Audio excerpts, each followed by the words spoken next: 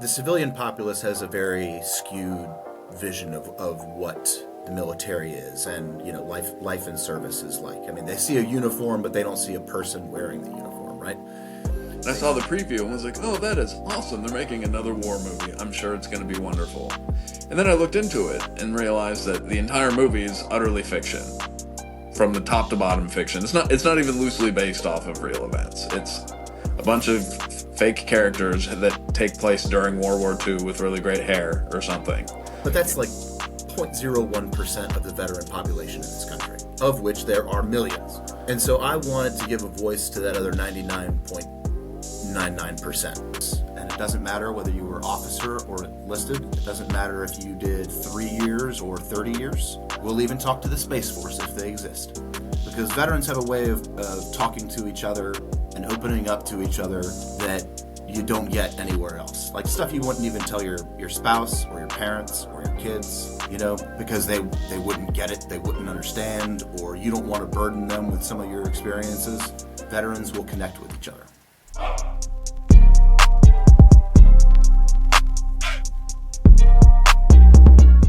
I'm Dan, and I am one half of the Tracer Burnout team. The better half. The handsome half. I'm Roger, and I am the lesser half of the Tracer Burnout team. Nice, equal portions, Yeah. all right. So do you guys want to go into a little bit about, like, who you are, where you're from, your military service, what led you to join the military? I know we have an enlisted and an officer here, so I'd love Try not to hold it hear. against me, yeah. Yeah. See how the work got done, yeah. Yeah, so I am both of us are military brats. Both our dads were career Army officers, and so, grew up all over the place. But I always called, here in Fayetteville, I always called it home because it's pretty much where we always came back to. We'd leave for a few years and we'd come back for, a few years, and then we'd leave for a few years and come back. But, I mean, I always knew that I was going to join the Army, like once I hit like 10 and figured out I couldn't be a ninja, and after over 20 years and all the deployments and everything, there's really nowhere else I wanted to come back to call home other than Fayetteville. So even though I was never stationed here at Fort Bragg, Fayetteville's always been home to me, and so I came back. Nice, you can always be a ninja. I know what you're talking about. I don't know if either one of us have enough cartilage left to be ninjas at this point, but I thought that if Chris Farley could do it, then I could do it. that's Yeah. right. Rest in He's- peace. I guess I was going about 65 tops. Yeah. Rest in peace, Chris Yeah. Farley. Perfect. Okay. So again, I'm Roderick. Similar background to Dan. My father was a career soldier as well. Spent much of my childhood here in Fayetteville, Fort Bragg. And Dan and I kind of joke around about this from time to time. But people have asked me, like, is the Army the thing that you always wanted to do? And I guess the answer to that is I guess, because maybe it was a lack of imagination on my part. I never really even considered doing anything else.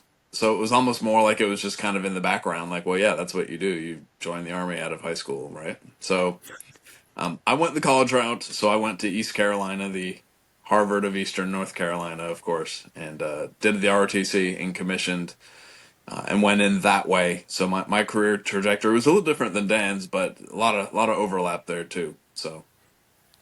From my understanding, you guys have known each other since then, right? So you guys have been best friends since your Army brat days. Yeah, Oh, elementary yeah. school Yeah. age, yeah.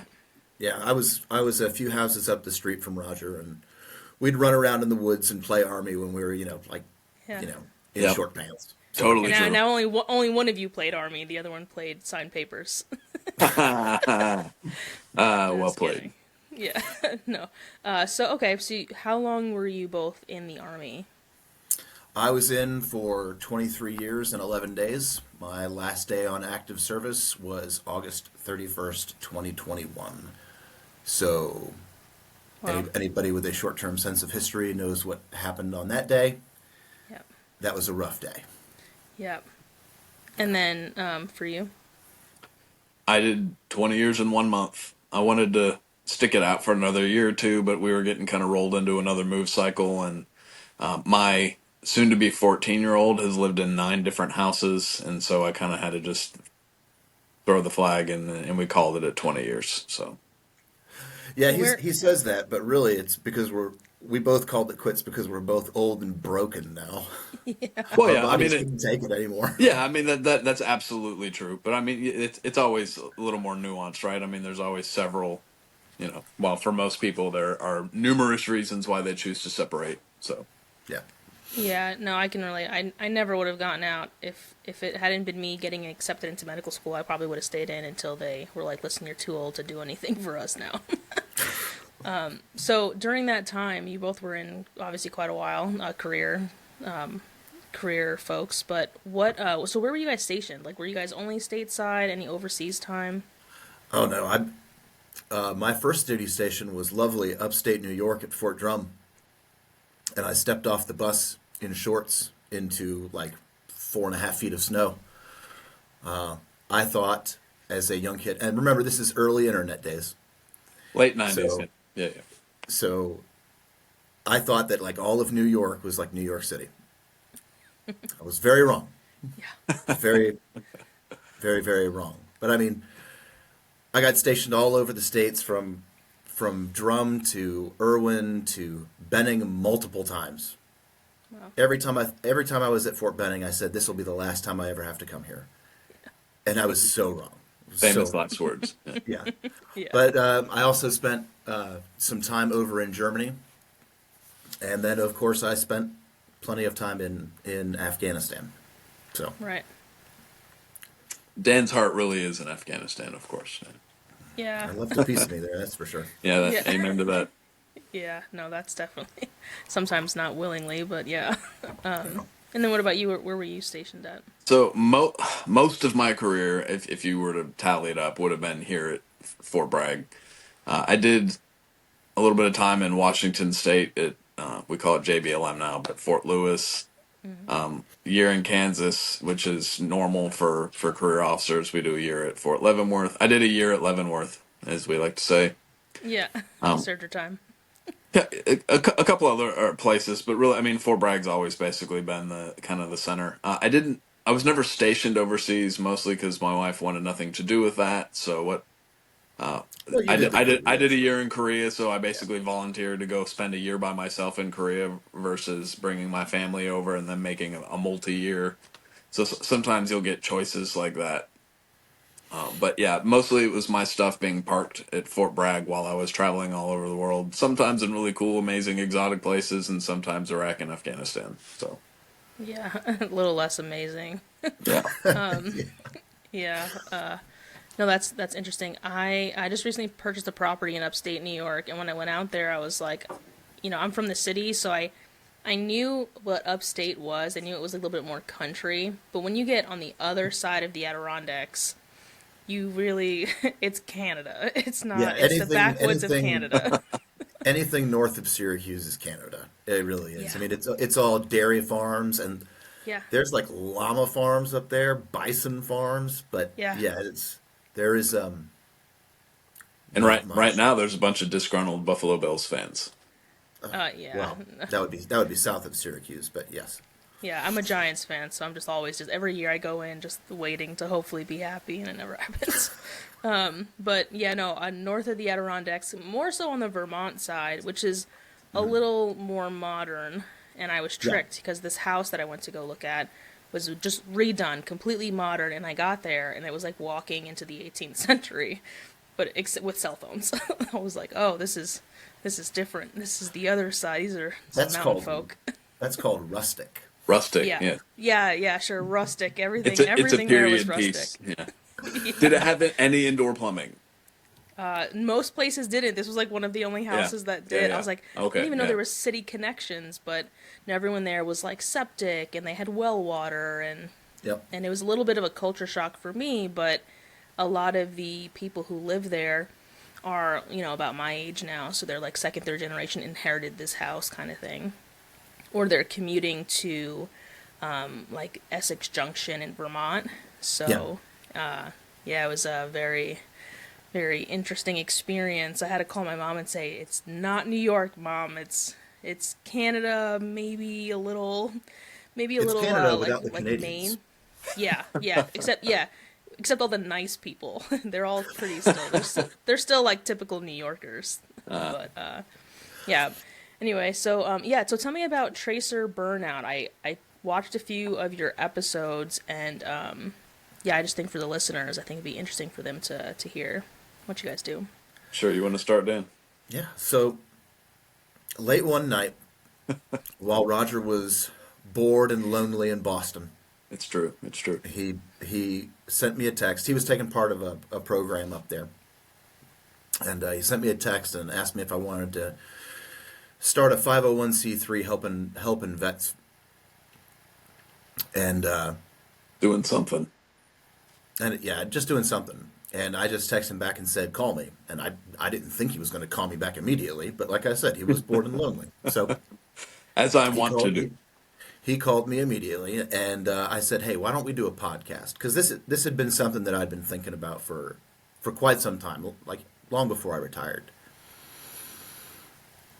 The civilian populace has a very skewed vision of what the military is, and life in service is like. I mean, they see a uniform, but they don't see a person wearing the uniform, right? They see all the guys that are super awesome at everything, and then they see the generals or admirals or whatever on Fox and CNN or whatever giving their 5-second paid hits to talk about whatever topic, and then they see in the media whether it's the news or whether it's TV shows or movies, there's just the broken veteran, right? Who the VA screwed him over, and he's got all sorts of crazy PTSD, and he needs more help than he can possibly fathom, right? John Q. Yeah. And obviously those types of people do exist, right? Because we all know them. But that's like 0.01% of the veteran population in this country, of which there are millions. And so I wanted to give a voice to that other 99.99%, so that they could talk, they could tell their story, so that Hollywood didn't have to create something out of whole cloth, which Roger will get into, no doubt. But really, so that they could tell their story, talk about whatever in a way that is just two veterans talking, right? Because there are a lot of other outlets for veterans to sit down and talk about their service, but some of them are perhaps well-intentioned but miss the mark, and some of them are just very, very dry. I won't say which one, but no, we one all of know at one that of point. them. Because when Roger and I started looking into this, we realized that there were a lot more people doing this than we thought. But there's one organization that you can record your story, but they send you a questionnaire, and you fill out the answers to the questions there, and then you get on camera and you literally read what you wrote. It's like that's very impersonal. Nobody's really getting anything from this. It's very cut and dry, and let's be honest, kind of boring. Yeah. So we wanted to do something a little bit different. It took us many months and many long phone calls to narrow down our focus, but we eventually got to where we are now, where it's just veterans talking to veterans, talking about time in service, and it doesn't matter whether you were officer or enlisted. It doesn't matter if you did 3 years or 30 years. We'll even talk to the Space Force if they exist. I'm not sold. They The do. Space They Force, do, yeah. Dan. I'm not sold. Yeah. But yeah, I mean that's essentially what it boiled down to, is just veterans talking to veterans. Because veterans have a way of talking to each other and opening up to each other that you don't get anywhere else. Like stuff you wouldn't even tell your spouse or your parents or your kids, because they wouldn't get it, they wouldn't understand, or you don't want to burden them with some of your experiences. But talking to another veteran from a different era, from a different service, it doesn't matter. Veterans will connect with each other. So, sorry, that was very long-winded, and Yeah. Roger, take it away. How could I possibly follow that up? Well, I You'll shall. I find shall it. do my best. So yeah, I mean, the idea for the podcast was definitely Dan's idea. So Dan is a very intelligent, practical gentleman, non-commissioned officer, just the backbone of the Army. And so he had this really great idea. And then me, as the resident officer of the team, had to take it to 11. So Yes. Dan's idea for making a podcast was two veterans sitting down, one, possibly two microphones, and just talking it out. And enter me. So then it turns into, oh, all right, we need to hire a graphic designer to create a logo, and then we got to hire a patent copyright lawyer to register it with the feds, and then we got to do this, and then we got to do that, and then we got to get a cloud service to be able to. And Dan's just standing there going, "What in the world have I gotten myself into?" Yes. That's awesome. That's a good way Yeah. to put it. So that brings us to where we are today. So, and then Dan, the aforementioned fictional movie. So kind of the seed that was planted for me in my heart on this whole thing would have been many years ago, probably a decade ago or so. And have you seen the Brad Pitt movie Fury? Yeah. Yeah. Okay, so I haven't seen it, but I remember when Okay. the preview for it came out, and yeah, like I said, this was probably about a decade ago, and I saw the preview and was like, oh, that is awesome! They're making another war movie. I'm sure it's going to be wonderful. And then I looked into it and realized that the entire movie is utterly fiction, from the top to bottom fiction. It's not even loosely based off of real events. It's a bunch of fake characters that take place during World War II with really great hair or something. Yeah. And I just remember when I found this out, I just remember just stewing over it because I thought of my both of my grandfathers, right? Millions and millions of men and women who were under arms who went over to the Pacific or Europe during World War II, and they all came home and they never spoke of it again. Many of them suffered in silence. Many of them drank themselves to death. There was no real. It was that generation, right? I mean, the greatest generation, God bless them, but that was kind of their stiff upper lip way of dealing with these things. And so all those stories that were never told went, many of them went to their graves, right? Just to be kind of serious on the moment. And so Dan and I kind of mulled this over and realized so that was in my heart, right? Like, hey, we need to do something about this. Enter into, a year ago when we're kind of talking all this out. These stories, they're worth telling, and not only is it good for veterans to talk about these things in almost a cathartic kind of way, right? But honestly, I think it's good for a lot of our citizens and civilian counterparts to hear these stories because I think they deserve to know what's been going on as well. So Yeah. that makes sense. Yeah, I mean, I agree. I love talking to veterans from past generations. My step grandfather, I guess you can call him, was a Korean War vet, and no one after him had joined the military. So my mom started, dating his grandson. I got to meet him, and he just opened up, like stories he had never even told his kids. And it was just simply because I had also served, and he got a kick out of telling me. He's like, your generation doesn't know struggle, or your generation doesn't know, weaponry issues, and he'd tell these stories, and it was because of that reason. But you're right, a lot of these stories definitely don't get heard. I used to volunteer at the inpatient clinic at the VA. A lot of older veterans that are there, and I just loved spending time with them, talking to, like, there was one guy, Vietnam vet, paralyzed, and his entire left side was paralyzed. He was a photographer during Vietnam, and he thought he wasn't going to get drafted because he was in college, and it was like the day he graduated and he got a degree in photojournalism. They Nice. scooped him up, sent him right over to Vietnam, like in the thick of it, to capture kind of what was happening there. And he was there for like 6 or 7 months when his entire convoy was attacked, and however he was thrown from the vehicle, snapped his neck. Anyway, so he had been in the inpatient almost that entire time. He had no family, and he himself was Vietnamese. So it was a internal conflict for him, but it would have been he told me some things, but I can't imagine how much more he would have expressed if he had a platform to express that. Yeah. And no, I think it's good. A lot of civilians, they go to war, send us overseas. Yeah. Like they make these statements. They don't really understand what that entails. Yeah. Right. The So- human cost. Yeah. Yeah. Well, I mean, not just that, but I mean, it's like I said, it's a skewed view, right? So they think the Air Force flies planes and drops bombs, and the Navy, sails ships and shoots cannons, right? Well, yeah, but that's not everything.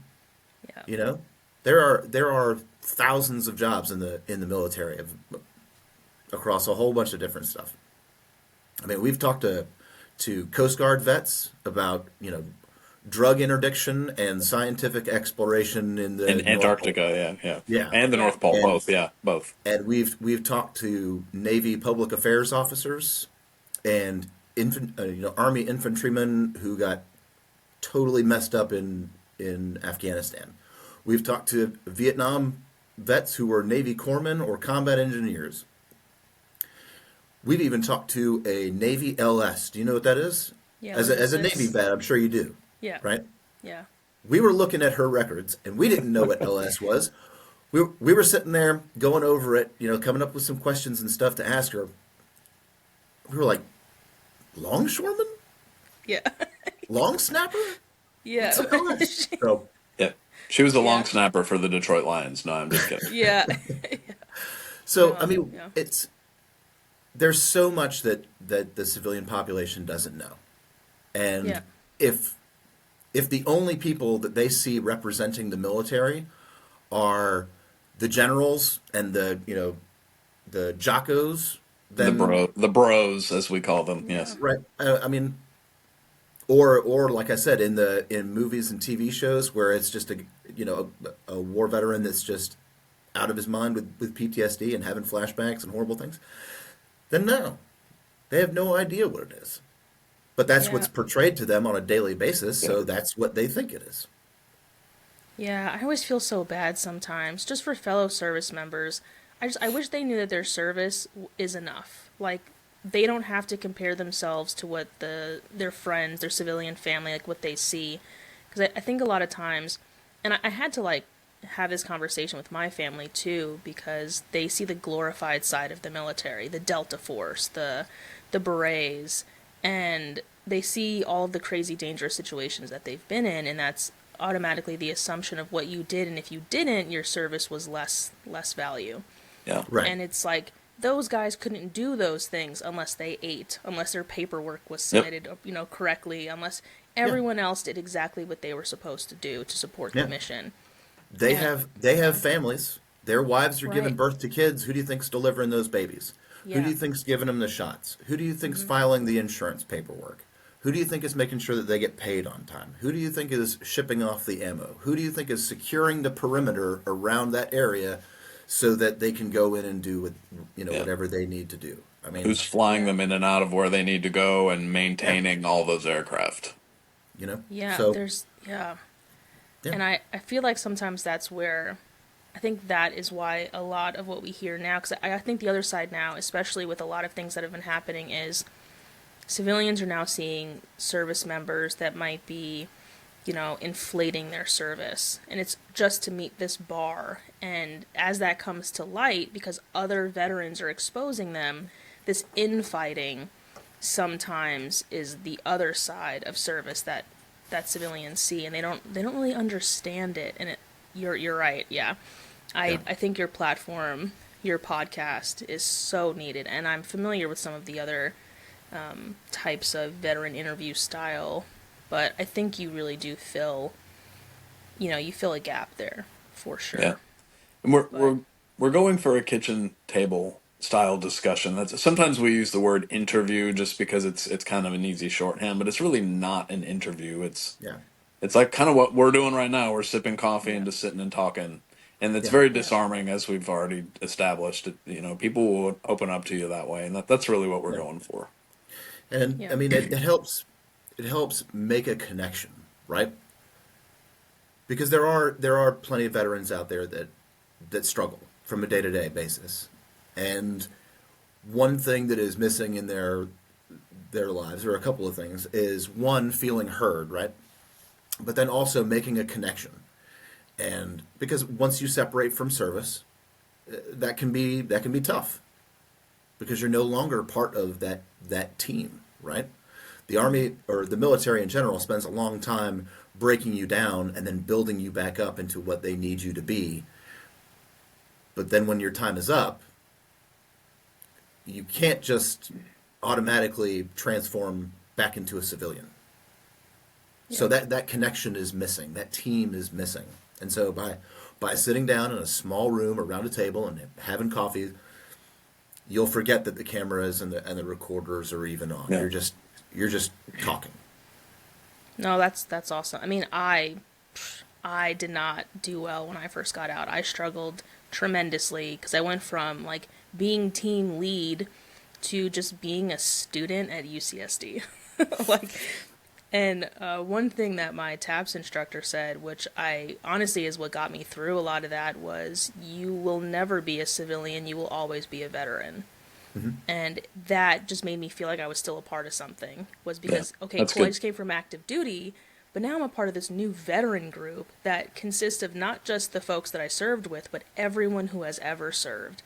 Yeah. And being a part of that, like something greater, was definitely something that helped me. And I try to tell other veterans that, like, you hung up your uniform, but now you're a part of this really awesome new community called veterans, where we can openly complain about stuff. So We've earned the right to complain. Yeah, we've paid our dues. We are allowed to complain.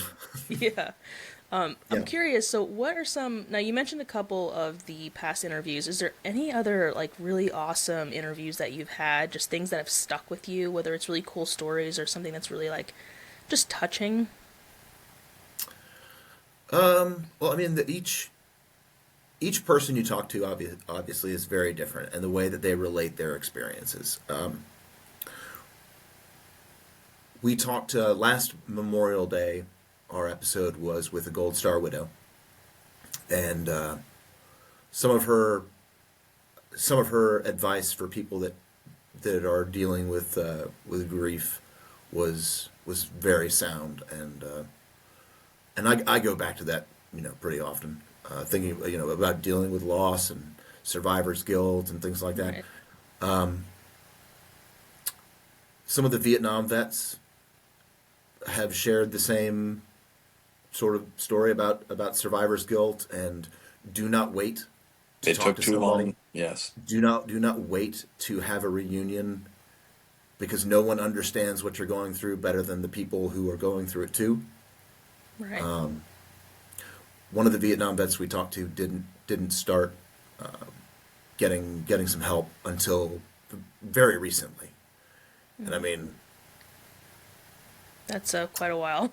quite a while. Yeah. Yeah. He was in bad shape. Yeah. So yeah, I mean, each person has their own something different that they bring to the table, and different ways that they reflect on their experience. So it's really hard to just pinpoint something in general. I mean, I guess it depends on what you're looking for, right? Yeah. Yeah. I mean, I saved a couple clips, which if it's okay with you guys, I'm going to play those Oh, wow. clips in Yeah, yeah. between here. Because there were some pieces of a variety of episodes that I watched, and I was like, that is an amazing statement. Or that really hits home. And I was like, I gotta save this.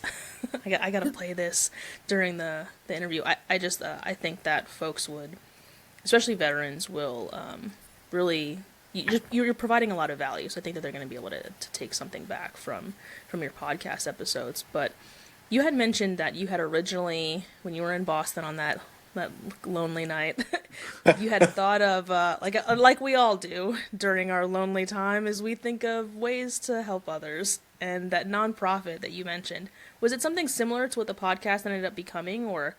No, that's a great question. Thank you. So I am happily married with 4 kids, so I'm rarely lonely. So I was traveling. I was peripatetic and traveling. So I went up to Right. Boston for the Boston Red Sox have their Red Sox Foundation, huge nonprofit, and then within that there's a whole bunch of stuff going on. The home base program covers basically a myriad, a dozen or so things dealing with veterans. And so within the home base program, I was taking part in it's a cute little acronym. It's combat. It's a comprehensive brain health and trauma or something like that. And I was up there doing a TBI and a PTSD, like week long, basically top to bottom, medical and psychological screening. This is something that they do for guys that are either getting ready to leave or have already separated, and it was kind of helping me with my VA stuff. So I was up there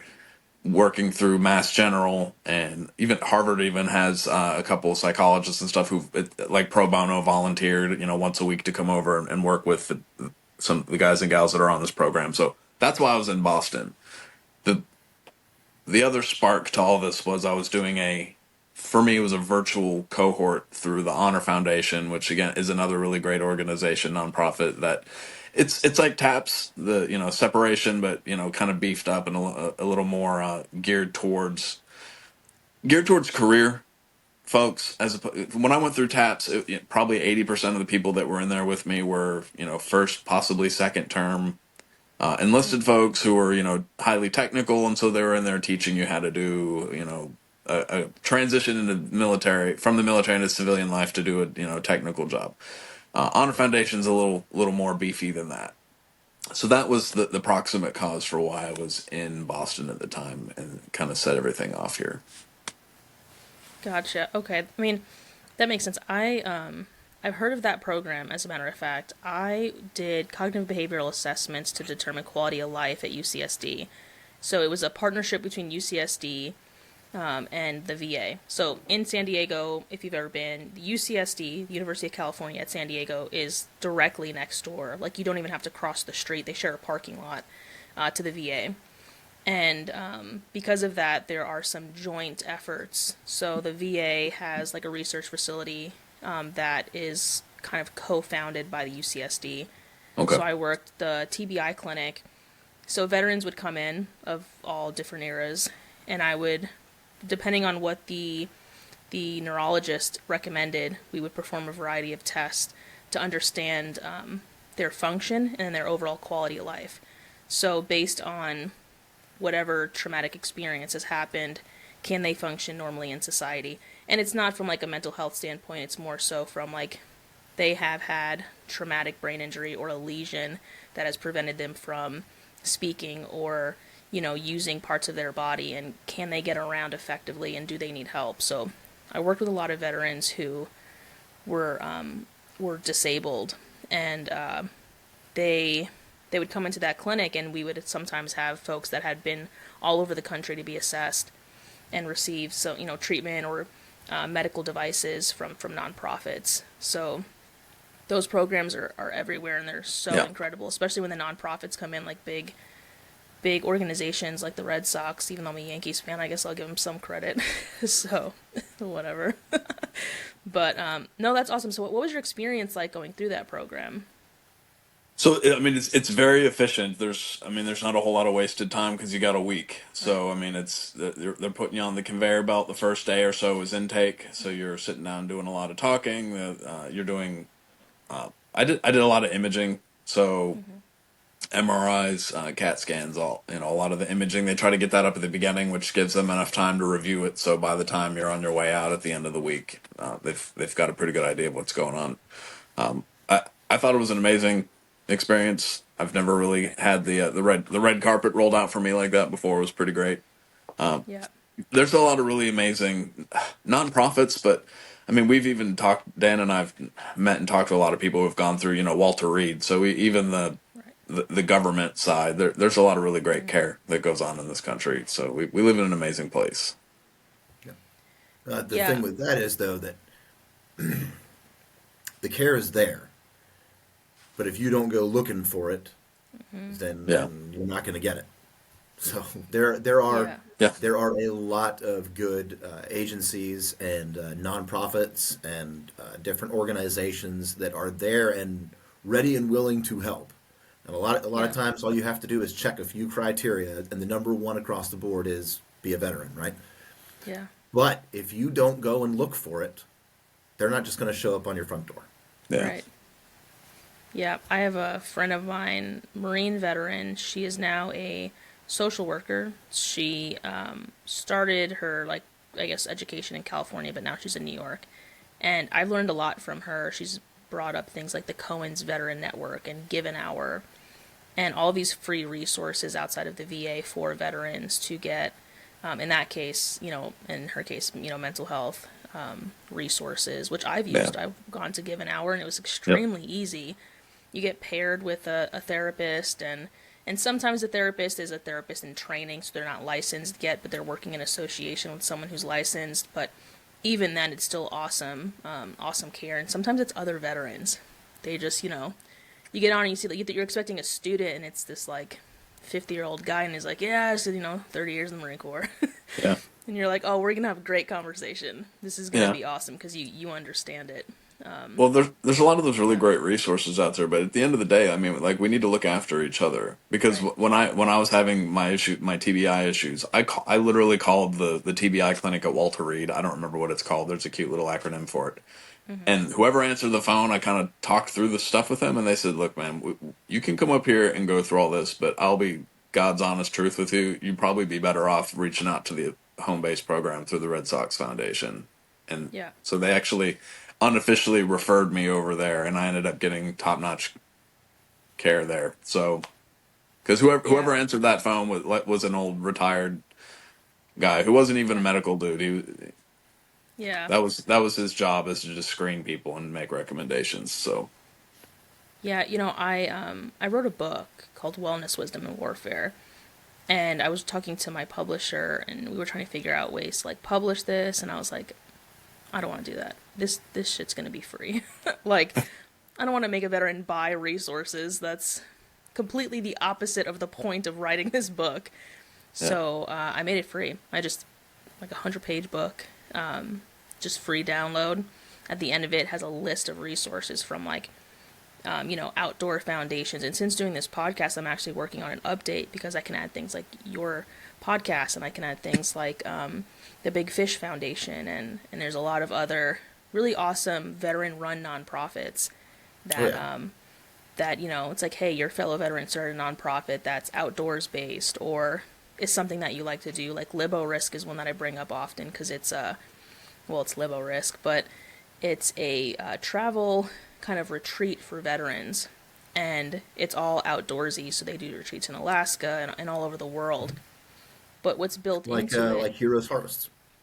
yeah. So exactly. Yeah. So it's like a wellness retreat, but you're with a bunch of other veterans, and like you're saying, you're already disarmed at that point because you're with your people.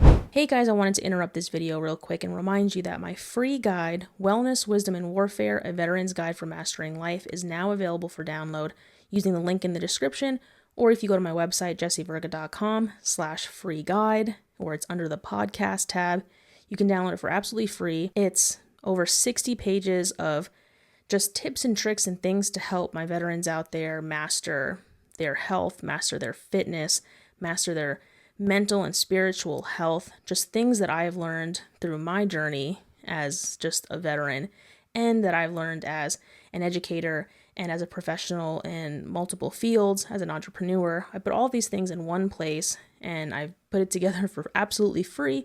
So again, link is in the description, or if you head to my website, jessievirga.com, you can download it for absolutely free. right. So, no, It's making that connection, right? yeah.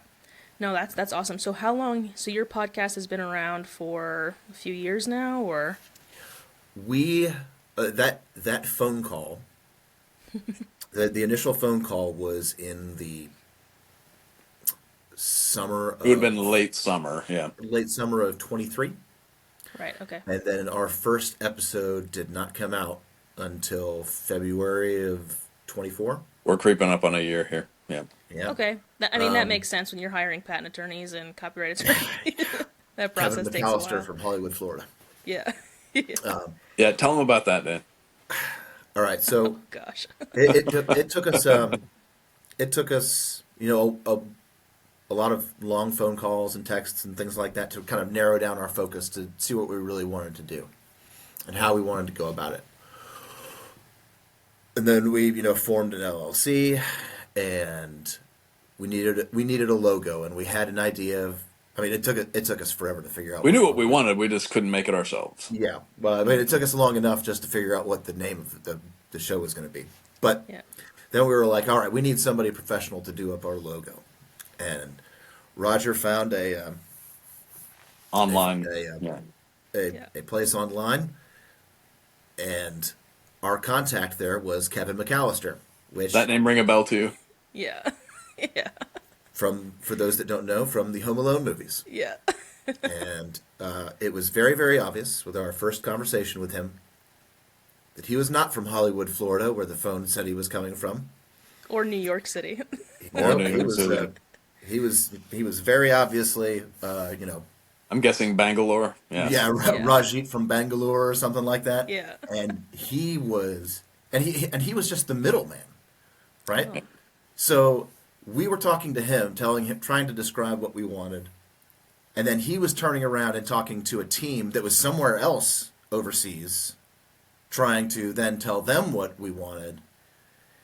And we gave him 3 or 4 shots, and the product was varying degrees of god awful. We saved it just someday we'll do a clip show or something to Yeah, say this is what we said we wanted and this is what we got. Oh, it was so bad. So bad. It was so bad. I'm surprised you went forward with it. We didn't. With them, we didn't. Yeah. Yeah, it was. We got half of our money back. With their 100% money back guaranteed wasn't so guaranteed. But Yeah. that's a story for another day. But again, veterans talking to veterans, right?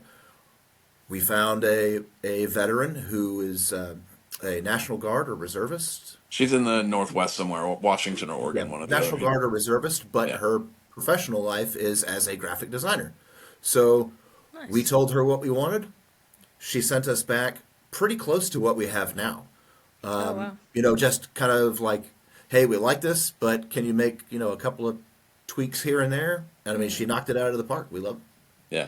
So that's the beauty of veterans, right? So we're veterans helping other veterans. That's great. But it's also that frame of reference. So when we're trying to explain to Kevin McAllister in Bangalore, hey, we want it to look like you're looking through night vision scope. And we want it to look like a tracer round is going from left to right across. He has absolutely, I may as well have spoken in Sanskrit to him. But when I'm talking to this young woman who's in the Oregon National Guard, she's like, oh yeah, I got you. Yeah. Yeah, that's too easy. Oh gosh. We're in the middle of bringing this back. I have a company called Entrepreneur Headquarters, and I wanted to give veterans a place to advertise because there's so many scams out there, and there's so many people who are claiming to be veteran-owned businesses, and it was just really starting to piss me off. So I created a database of businesses across the United States. And everything's vetted. I ensure that you're a veteran. I ensure that you're licensed if you say you're licensed. And all that other stuff. There's a place to advertise. Because there's so many times that I've been looking for things, and I end up on Fiverr, which is like an international platform for graphic designers. And at first I was like, oh yeah, this is cool. This dude's in, Bangalore, and he can sleep while, he can work while I'm sleeping. And that's not what happens. There's the language barrier is crazy, especially when you're trying to articulate something that's very U.S. specific or military specific, and chances are the person you're talking to is never so I mean, served. then there's not just the language barrier, but then also the cultural barrier, because you're speaking from a military mindset, and he's just speaking as a graphic design guy, Yeah. right? But the veteran-owned business tag is very widely used. And there are a lot of scams out there. I do not know about other states because you obviously have to file, for your paperwork in each state that you operate in. Yep. But here in North Carolina, it really is just a yes or no question, and there is no sort of proof or anything given. There's 2 questions. Is this a veteran-owned business? Yes or no. Is it a disabled veteran-owned business? Yeah. Yes or no. Yeah. Nobody checks.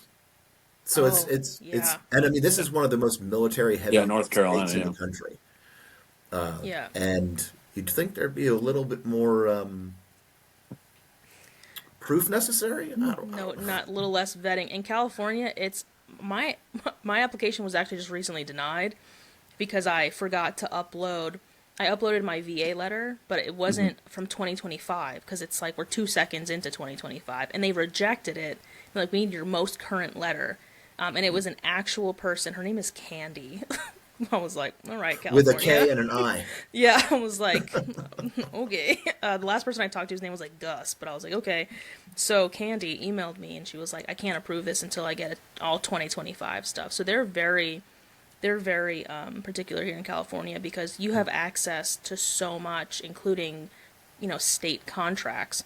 In California, state contracts have a requirement, 25% of the subcontractors have to be veteran, women-owned, minority-owned, something in those like categories. Yep. But what I was finding was we have like Temecula Talk, which is the neighborhood kind of like, it's like next door, but it's on Facebook.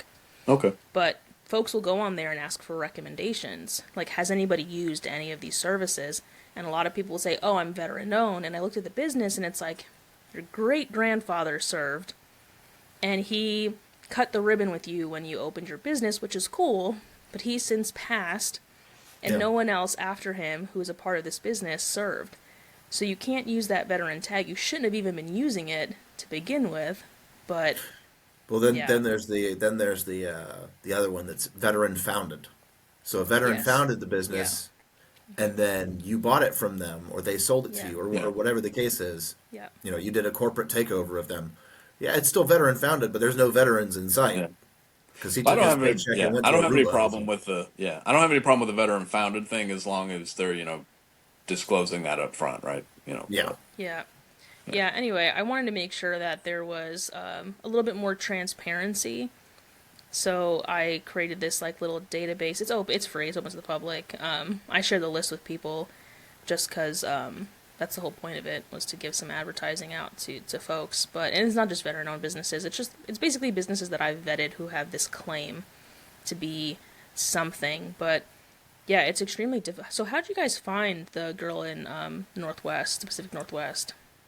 Yeah, so an Honor Foundation peer of mine, he is an old Ranger Regiment NCO, was also retiring. And I think when he had been a ROTC instructor it was in the Northwest, I'm sorry, Oregon State, something. He'd been cadre out there for the university, and she had been one of his cadets years ago.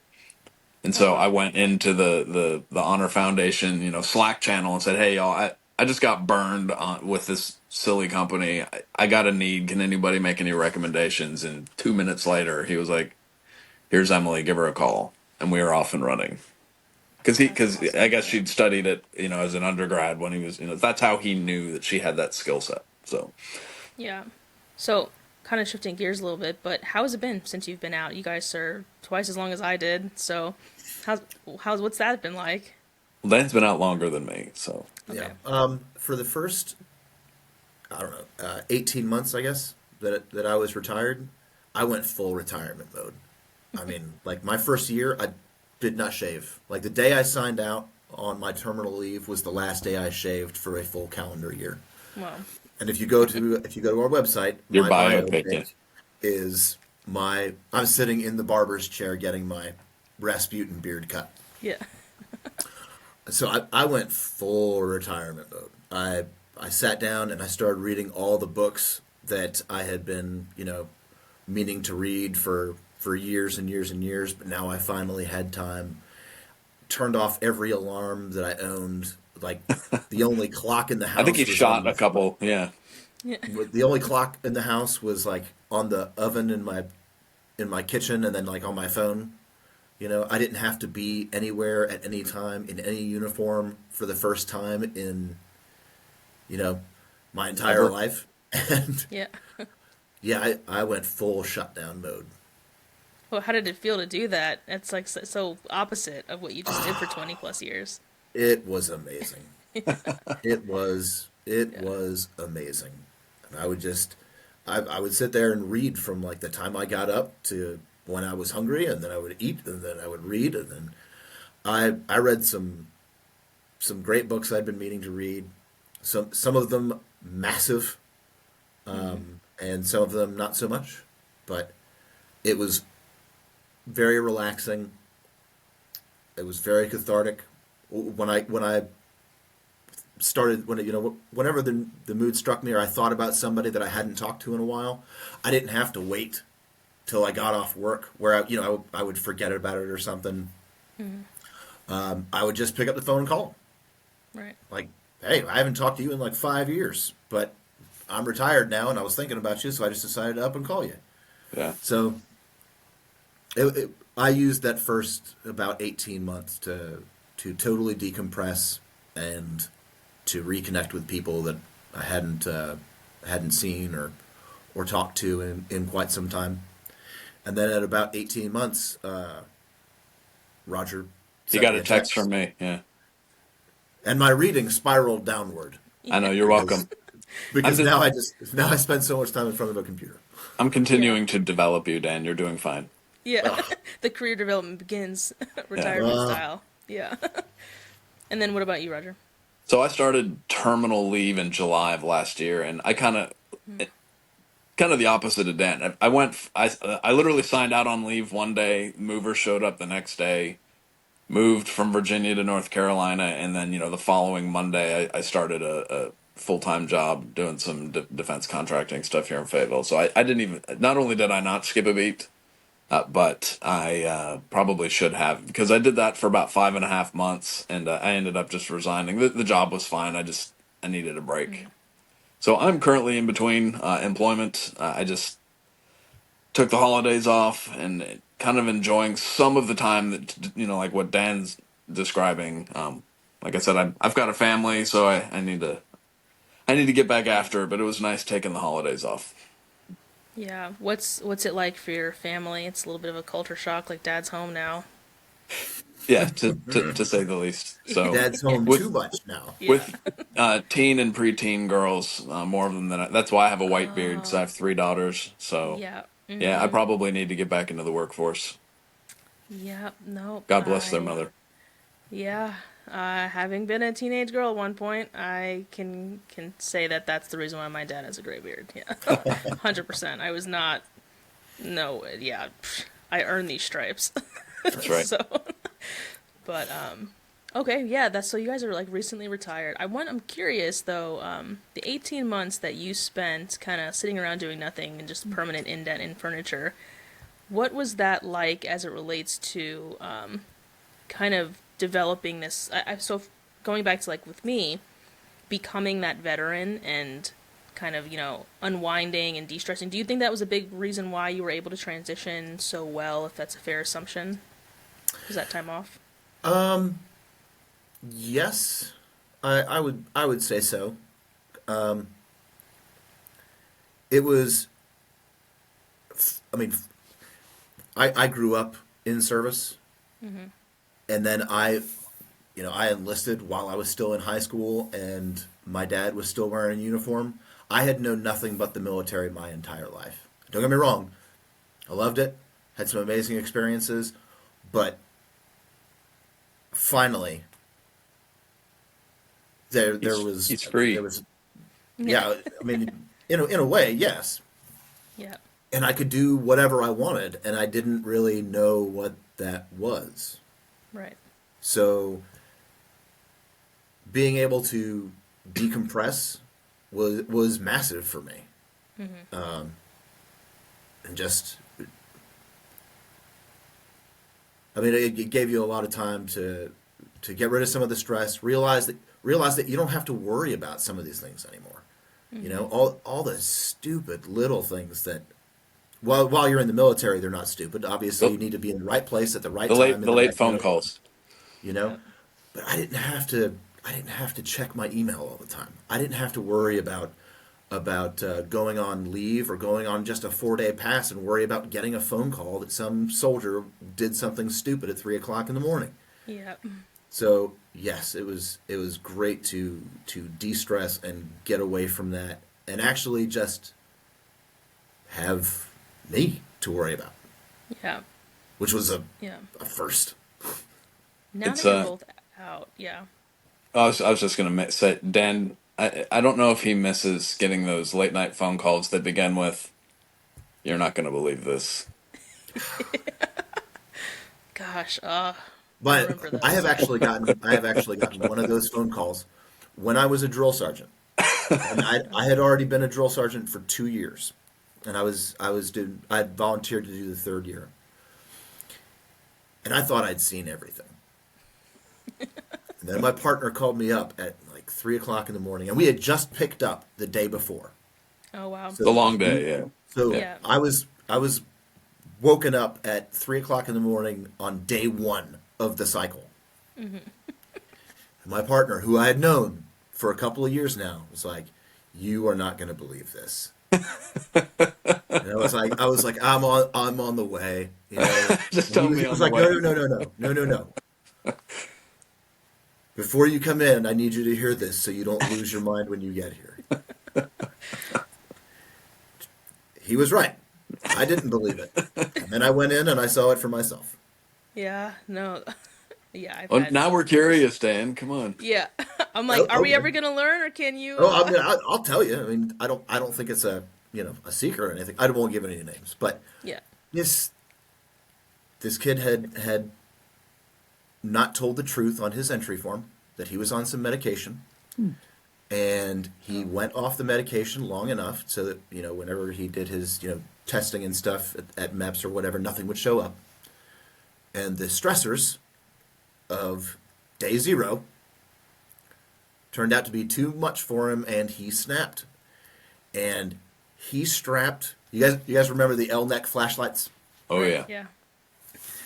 This kid With the red lens. Yeah. Took- A little lens storage in the bottom. Yeah. This kid took the razor blades out of his safety razor, duct taped them to his L neck flashlight, and was running up and down Sand Hill at 3 o'clock in the morning, butt naked except for his socks and his PT shoes, just slashing himself up and down with it. And I mean, it's all superficial. He's not doing any serious harm. Yeah. And Still a but bloody mess, by the time I caught him, Yeah. he was covered in blood and everything, and he's just saying over and over again, "Mom's going to be so mad at me. Mom's going to be so mad at me." It's like, this is it. Jeez. That like block checked. I have now seen everything. Yeah. I have now seen everything. Did he Stephen claim to be King wrote Batman? that. Yeah. I don't know. We tossed him up in the fourth floor, and that was it from my end. Like, Jeez. Ow. That was Yeah. straight out of a Stephen King novel. It's like Carrie, the army version. Yeah. it was just the absurdity of it. Like, what are you Yeah. doing? Like, what are you really doing here? Yeah, They don't I've pay been me enough for this. thoroughly impressed by some of the things that my sailors were capable of. And I'm like, I don't know if I should be upset or impressed at whatever this is supposed to be. I'm not even But- mad. Yeah, just tell me how you did this, because I'm real curious, so we make sure it never happens again. But no, that's so since Tracer Burnout, how have you both curious as to how it's affected you, like hearing these stories? And I always ask friends sometimes when I need to vent, like, do you have the emotional capacity to accept what I'm about to say right now? And I'm curious how that's been like for you guys. Well, I mean, Yeah. Go ahead, Dan. Right, You go go ahead, first. Rod. Go ahead. It's been almost a catharsis for me. It's really helped with my personal transition out. So I'm not really going cold turkey, if that kind of makes sense. Plus, I was a civil affairs officer, so we're talkers. I kind of have a gift for this anyway. So I'm just having a blast. And what Yeah, about you? I think catharsis is the right word for it, because and then in the military, you suck it up and drive on, right? And after 20 something years of doing that, you don't really realize how much you've shoved down and swallowed and hidden in that dark part of yourself that never sees the light of day, because God knows what will happen if it does. And by talking to these vets, it has been soothing. Is not the right word, but it has helped me with some of the things I've been carrying around. I'm not the only one dealing with it, Yeah. and but I love history. I love getting these stories on record. I love hearing these stories from different generations and stuff. And knowing that whether it's Vietnam or the first Gulf War or our wars, the GWAT and whatnot. Yeah, we have a Panama coming up here. Yeah, Oh wow, yeah. our next episode. Yeah. Oh well, yes. Our next Yeah. episode is an Operation Just Cause. Just event. Cause, I thought you were talking about the current wow. push for Panama. No. Yeah, that's what I thought too, and I was like, Oh, no, sorry. you No. mean the Yeah. I mean, But no yeah, version just us. Yeah. Yeah. it the human condition doesn't change, right?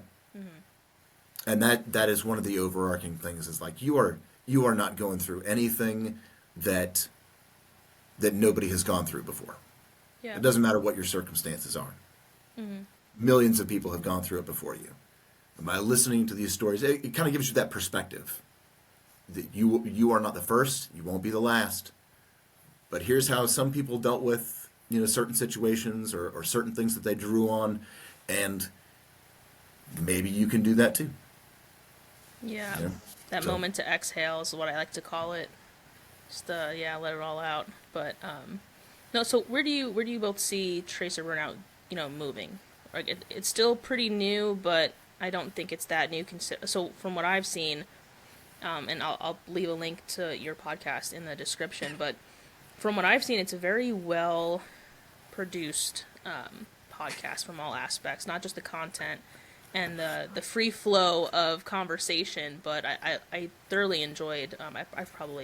I've listened to most of them in my car. I had like a 4-hour drive the other day, and I just had you guys on. But what's the future? Where do you see it going? So we were both laughing because Dan is Our slickly produced corporate product. when I'll put it this way: Dan's not really a tech inclined kind of guy. So our very close group of our guy group, Yeah. when the two of us broke the news to them that, hey, Dan and I are starting basically a tech company, a podcast, and we've got big plans. They all did the spit take, like Dan's going to be running editing software and doing a tech company.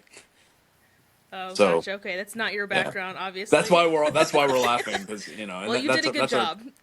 That's our tagline, right? We're not a slickly produced corporate product. Yeah. It's Dan hunched Yeah. over a keyboard, right? Yeah, we have. I guess veteran style. Yeah. Yeah, we have.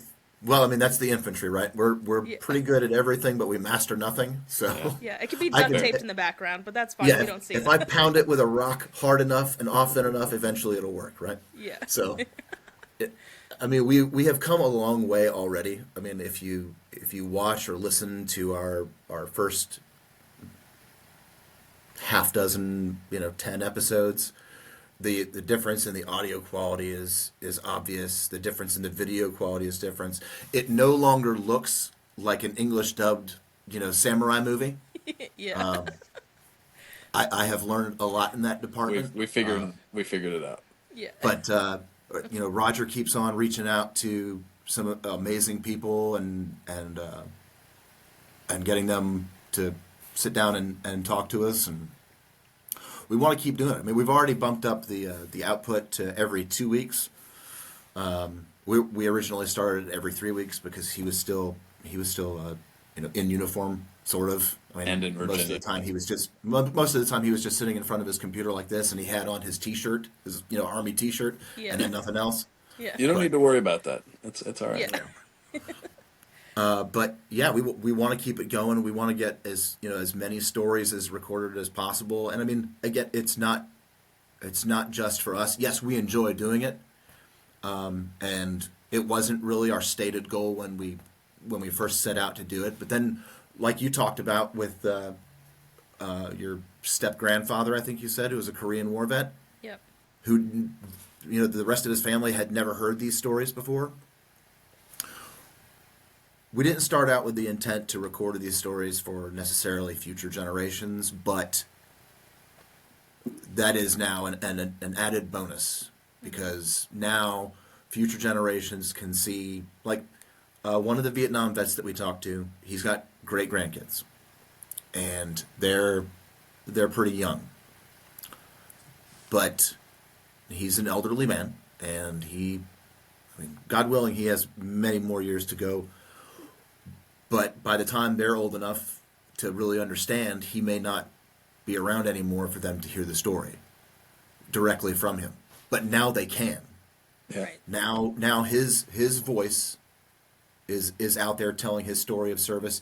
There is a video of him to show him talking about his time in uniform, so they can put a face to the voice And, I put in pictures of time in service so they can actually see pictures of him, in Vietnam or in Korea, doing all this stuff. So preserving those stories has become a big part of what we're doing too. But Yeah. we definitely want to keep doing that. And, yeah.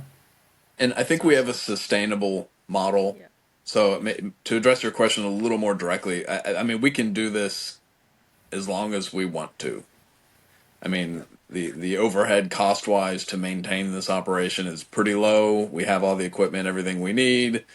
So really, at this point, it's putting the work in and bringing guests on. So Yeah. we can, and we're looking into all. So our bread and butter of the show is what we already do, and that's sitting down with another veteran and talking it out.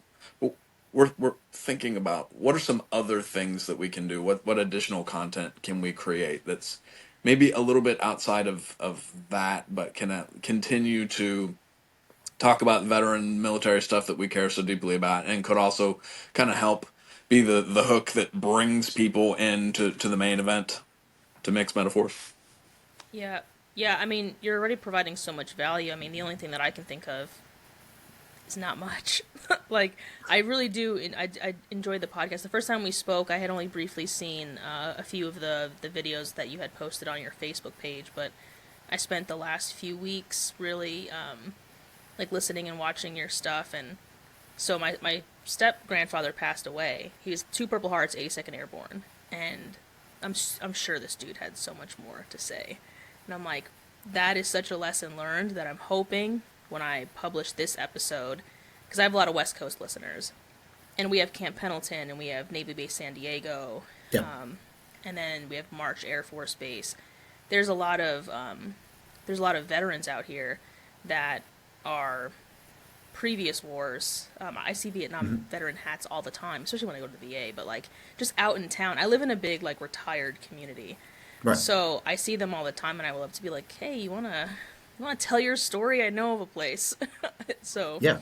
yeah, I think And I mean, that's a lot of the times it has been great because the older generation has become more open about it, right? Like, so the World War Overtime. II vets, the World War II vets came back and they just went right back to work, right? yeah, The Korean War vets get forgotten about, the forgotten war, right? Because everybody had war fatigue from World War II. Vietnam, those guys didn't really want to talk about their service because they were getting spit on and called baby killers. yeah, But the older generations have become more open to talking about it, now because there's been other conflicts. They've had decades to reflect on it and everything. But we're now finding that a lot of current generation, the GWAT vets, there's that sense of, I don't have a story to tell. A lot of that. Roger's actually been communicating with one young lady who, I deployed, but I don't have any cool war stories. That's not the point. That's not what we're. It's your It's not service war. that matters. It's not war stories with Roger and Dan. That's not what it's called. Yeah. yeah, Yeah, I mean it's your service that matters. And it doesn't matter how long you wore the uniform. You did it so that somebody else didn't have to. And through that one enlistment or that 10 years, whatever it was, you took something away from that. You took experiences away from that. You took an education away from that, whether it was about leadership or fixing an airplane or whatever the case may be. You took something away from your time in uniform, and that deserves to be heard. Your experiences deserve to be heard. Your story deserves to be told. And if you don't tell it, then Hollywood is going to make up a stupid movie about tanks, Nazis, and cool haircuts With Brad Pitt. with with Brad Brad Pitt. Pitt. I saw this clip on YouTube, one of the YouTube shorts, and it was a Vietnam War vet, and he was saying that after World War II, our service members came home on a ship. They had a week or two to talk to each other and unwind. He's like, for us at Vietnam, we flew back. He's like, we had no one to talk to. He's like, so Yeah. you went from war to your front doorstep in 24 hours, and he was like, and you didn't talk about it. And I was like, and obviously he's crying. He's like, I'm crying. And I'm like, oh my God, he's so right. Because that's sometimes the case. You go from this conflict zone and being in theater, or even just having a really difficult time stateside, and then, you're home, you're out. Yeah.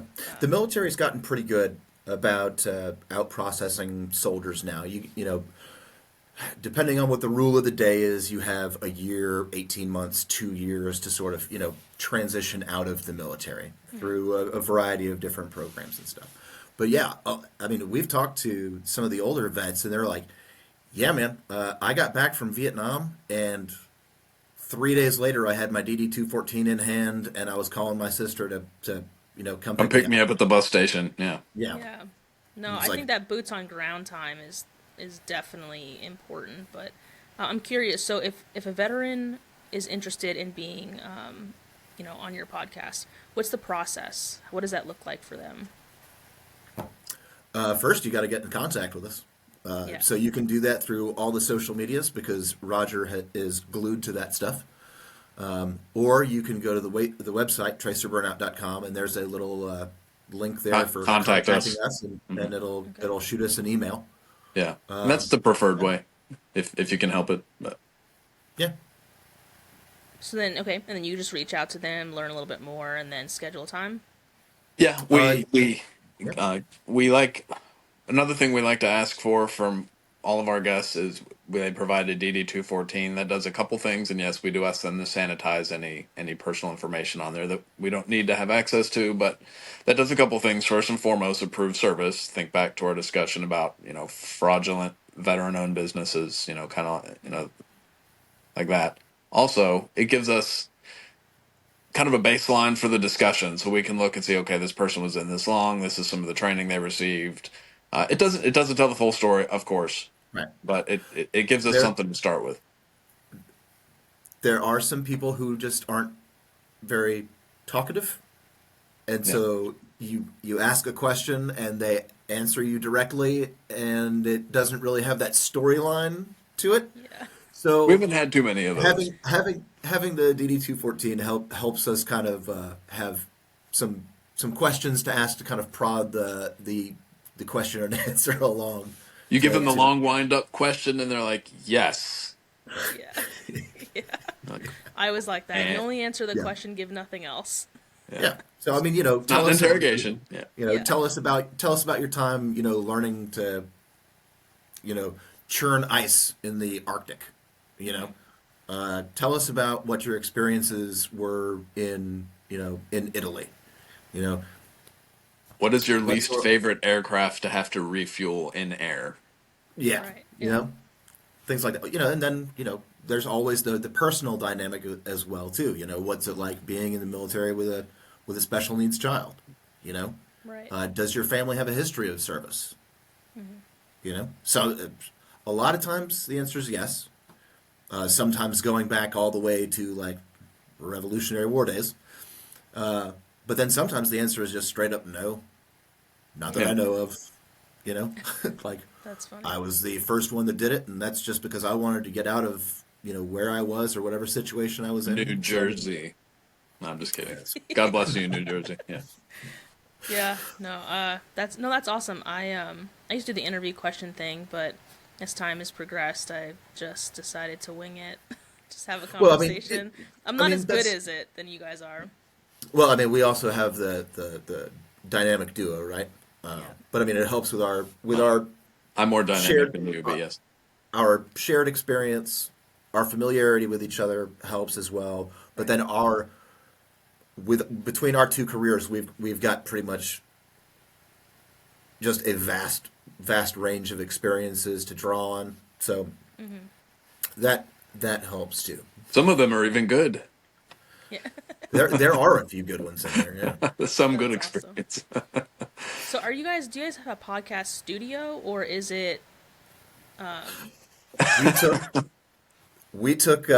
I'm divorced, and both of my kids are in their 20s now, and they're off trying to learn to adult. And Desperately. so I have a couple of spare bedrooms in the house, and when we got this this idea up and running, I was like, okay, well, I mean, I can just pull everything out of one of the spare bedrooms and we can just set it up in here. Yep. And that's what we did. I remember Nice. standing there in Dan's that spare bedroom. There was a bunk bed and a bunch of books and a bunch of just stuff on the floor, and I was like, "Yeah, we're turning this into a studio." Again, we are not sound engineers, right? We're complete neophytes in the whole thing, so it's been a learning curve. Yes. Yeah. With lighting and acoustics and the tech and, you know, canceling Soundproofing out the some of the windows. light from the outside, and Oh yeah. yeah. Dan has a space Yeah. blanket over the window. That's awesome. It's true. No, It's Well, covered they're- up with a they're- nice more light, curtain. yeah. So. The blackout curtains are not as blackout as they should be. So we had to come up with an alternate solution, and I was like, I got this. Yeah. There's that 11B coming out. I can fix this. Yeah. That's awesome. No, I will leave a link to your podcast and your website in the description so folks can give you a listen and potentially become some future guests. I have a few people in mind that I think would really add to the value that you guys are providing. That are a couple of them have never forward deployed, but they are incredible human beings who are doing a lot for the veteran community right now. And then I have a couple of friends who spent more time in theater and have more time in combat than some of our special forces. And I think that their stories are so incredible. Convincing them to be on a podcast is going to be interesting, but out of all the podcasts that they would be on, I think yours would probably be the one that they choose. I mean, it is completely voluntary. We're not Yes. going to strong arm anybody to it. And I mean, won't. if it's something I mean, that's one of the things, right? We downplay our own service, right? Because it's about the team, not the individual, right? But then once you're not on that team anymore, what are you doing for yourself? And so, I mean, that is one of the very frustrating things is oh, I don't really want to talk about it, or I don't have a story to tell. Yeah. So And that's exactly the personality of Yeah. a couple of my friends, and every time I talk Oh, to them, I think that's true of a large portion of the veteran community because Yeah. you self-deprecate. So oh yeah, yeah, they downplay it for sure. So yeah, yeah, there's a lot of there's a lot of Marines out here. Camp Pendleton is huge, so there's a lot of folks who have gotten out and they either support by DoD contracting or becoming civilian employees, and they're proxied. They're closest to whatever base they most likely served out of. So I've met quite a few. Like I go to Camp Pendleton all the time for the gym, so I've had chats with some older folks that are in there, and they did their time for sure. But sometimes they'll come up and be like, "Oh, I found this picture for you," and they'll show me, and it's like them in theater, like active engagement, and they're taking a selfie with their 50 cal, our generation type stuff. And, Deuce. yeah, and Yeah. it's hysterical because I was in the armory, so I'm always yelling at those folks for doing dumb stuff with their weapons. But now I get to meet them out in the wild. So I one wanna- of one of my favorite things that because after I go through all the audio, that's when I send out the picture request list, right? And one of my favorite things that I got back was a short video, and I mean they're in an active engagement, and the lieutenant, I think it's the lieutenant, the platoon leader is on the radio, like trying to call in fire or trying to call in close air support, and you hear this crack ding, and you just see his head jerk like this, and then he goes right back to talking on the radio, and he goes, "Yeah, I think I just got shot." Oh jeez. Yeah, I think I just got shot. So because he's standing behind this wall that comes up to his Yeah. knees, just completely out in the open while the firefight's going on. Be nice to the lieutenants, Dan. Believe it or not, we need them. Yeah. Like I said, I think it's a lieutenant. I can't imagine an NCO being that dumb, but I can imagine an NCO being that brave. So Yeah.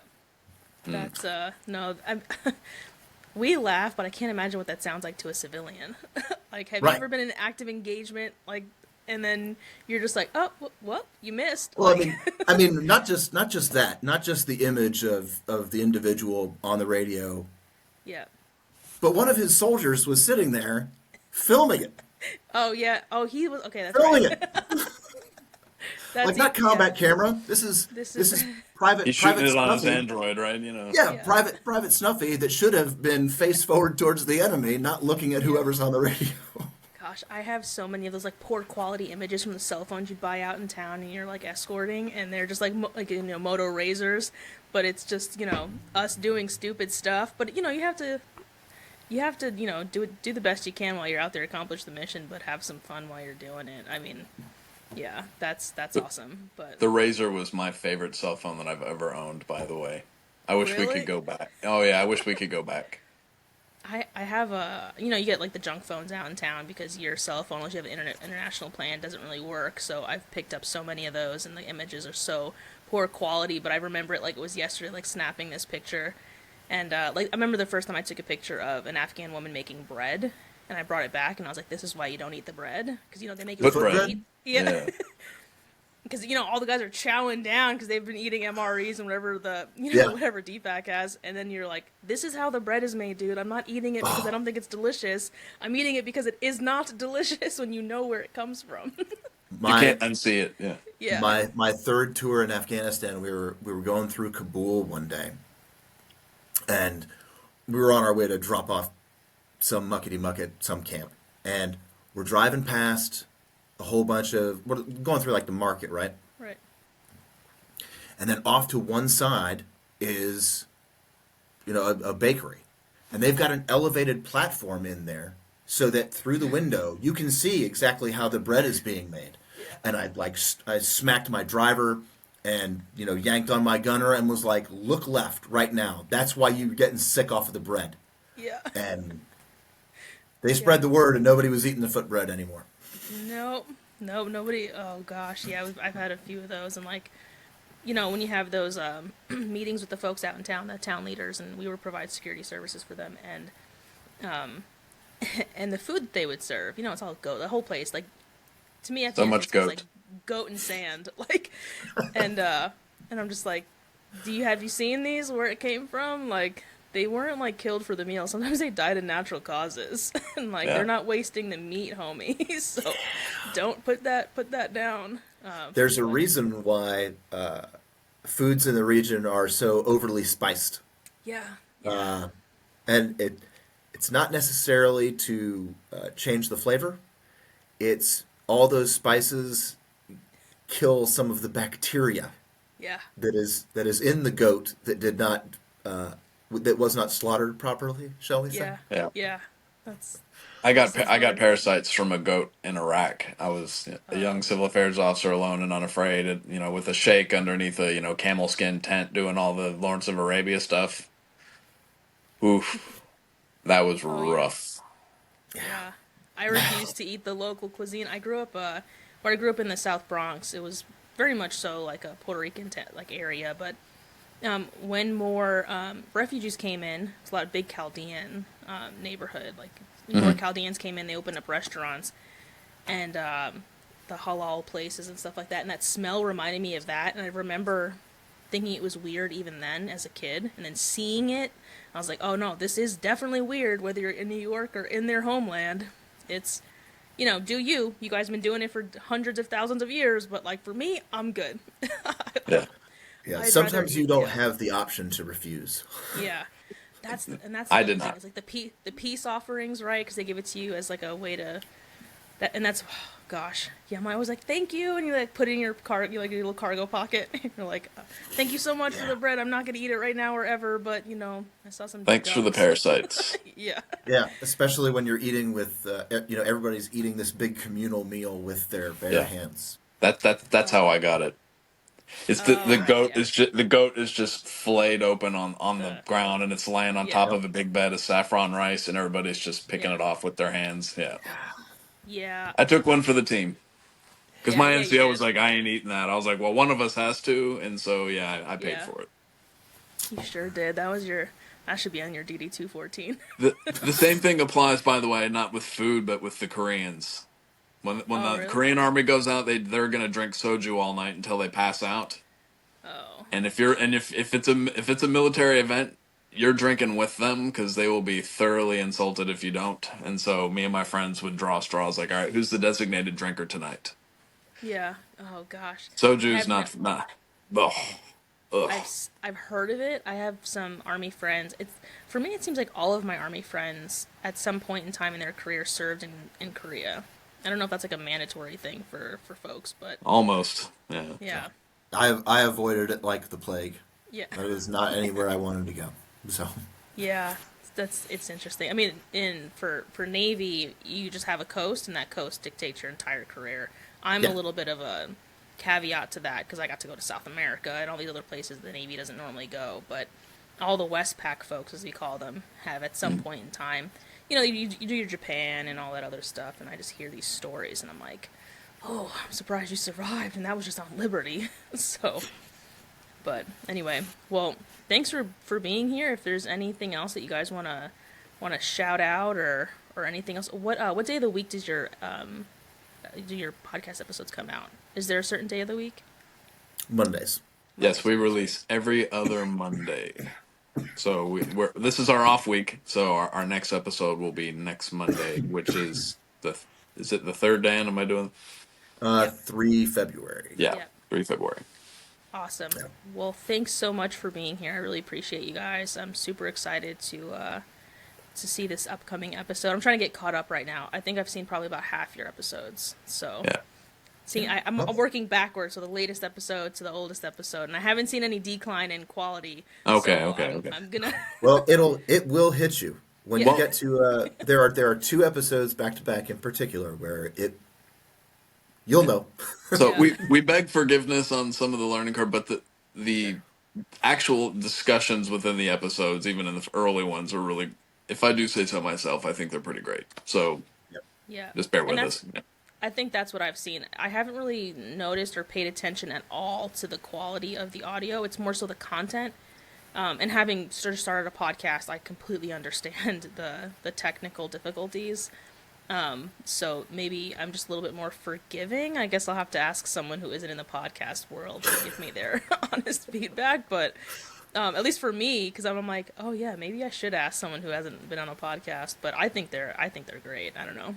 Well, thank you. Well, thank Good you in very my much. car.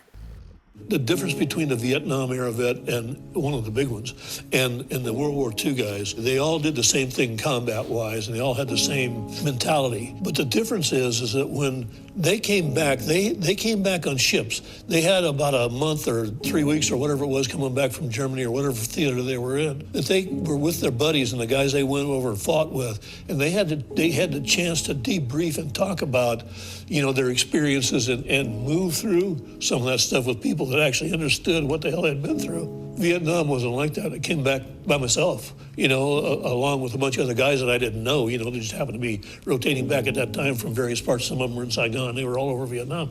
We had hundreds of thousands of troops there at that time. I came back, with nobody really to talk to about it or share about it, and nobody in the States understood it. They just didn't understand what it was like to kill people. It's not a good thing.